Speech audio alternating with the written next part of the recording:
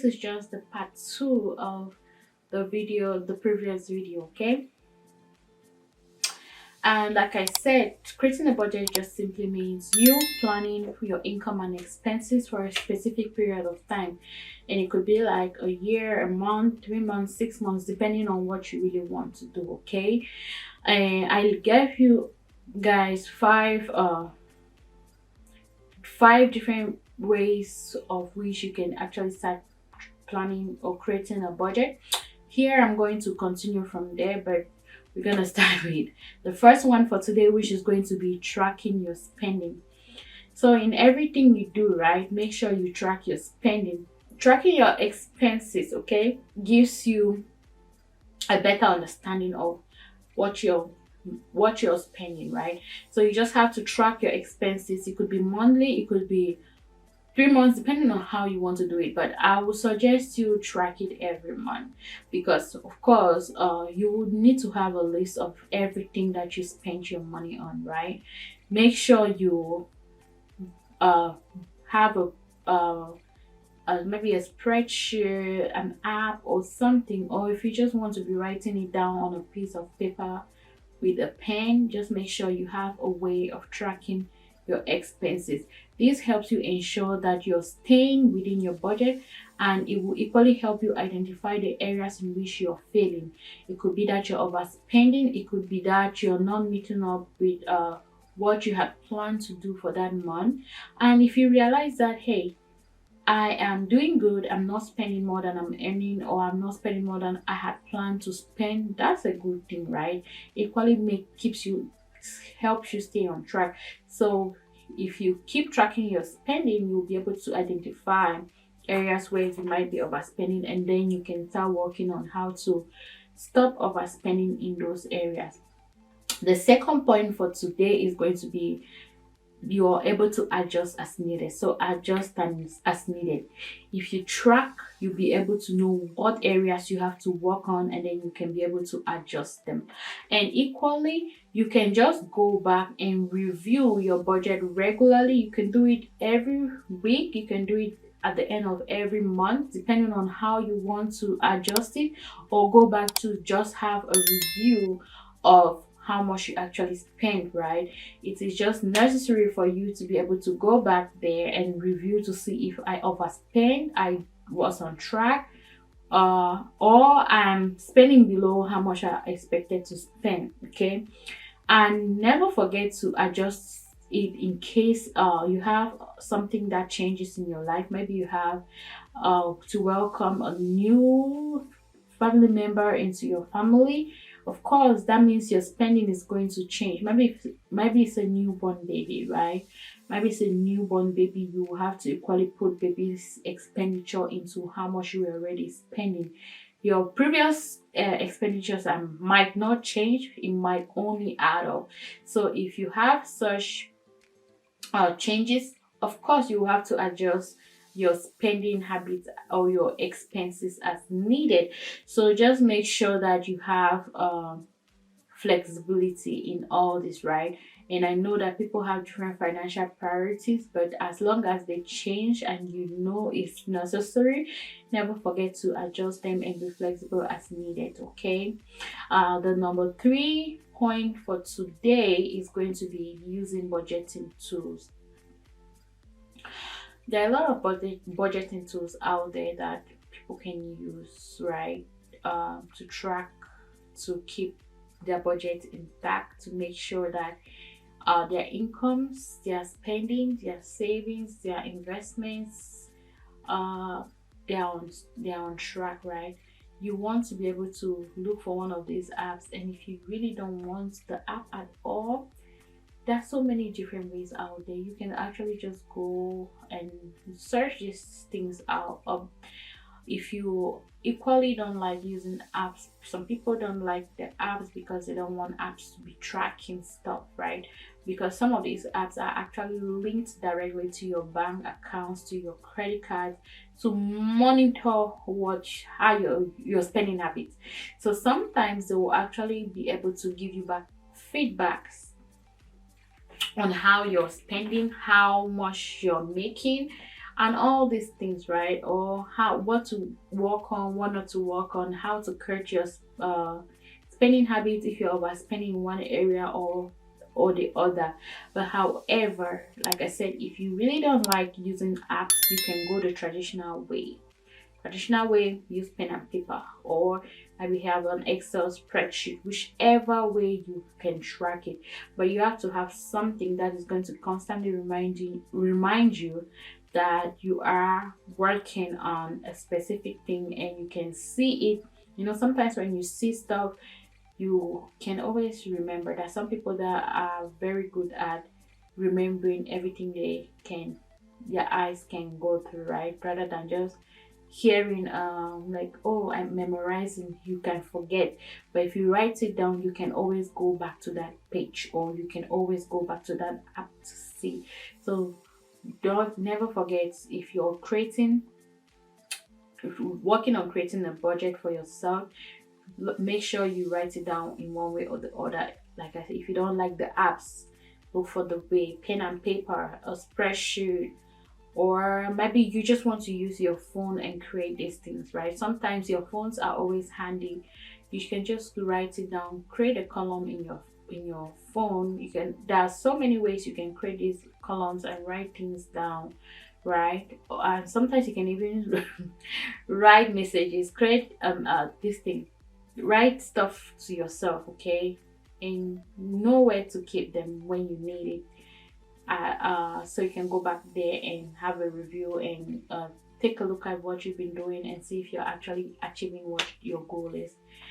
The number four point for this video is going to be staying disciplined.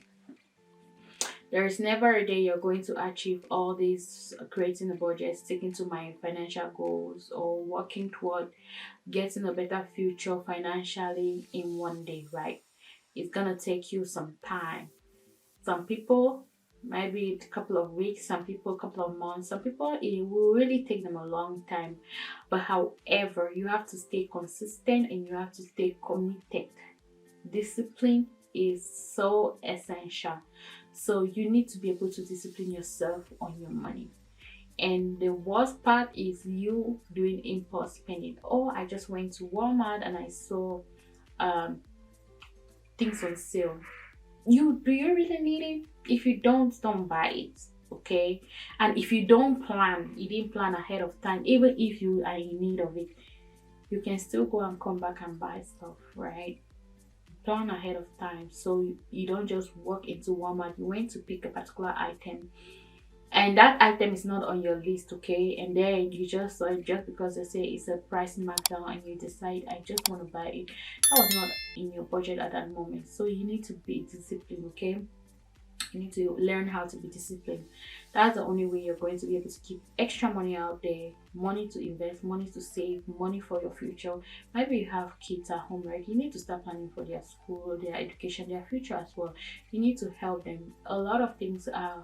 Going a lot of things are happening, okay? And the economy is getting tougher and tougher, and children, when they graduate, they have to struggle to figure themselves out. And if you're a parent out there, you can actually help these kids, right, to start life before even figuring out things, okay?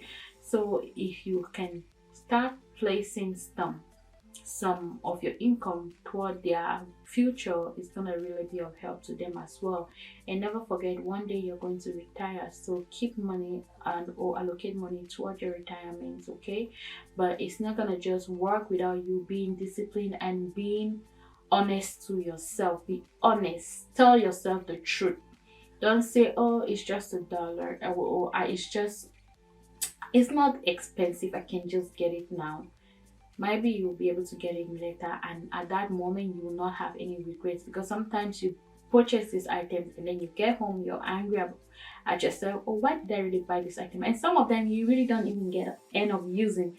So just make sure that you stay disciplined and not do impulse spending, or just decide to buy because you want to buy it, okay?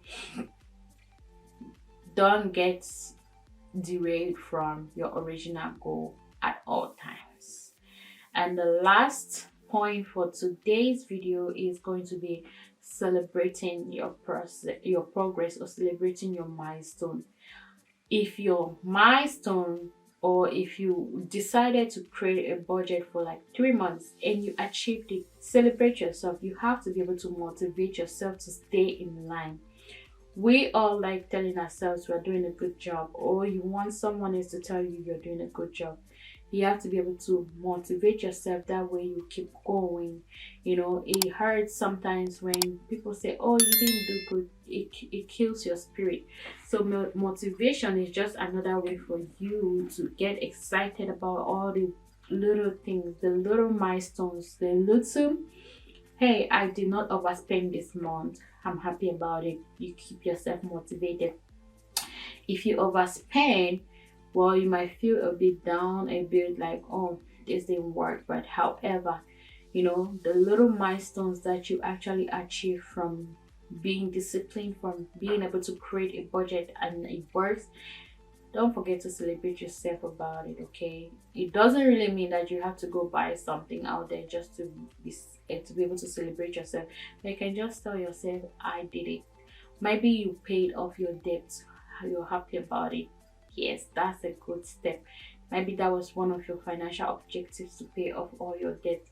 Might be you reached a certain goal. Maybe you wanted to invest a certain amount and you had kept money outside for quite a while, and you finally got to that amount that you really wanted to, and you actually invested. Maybe you wanted to buy something important, okay, and you ended up buying that thing that is going to be of help to you in the future, and you had planned well to get that thing, okay?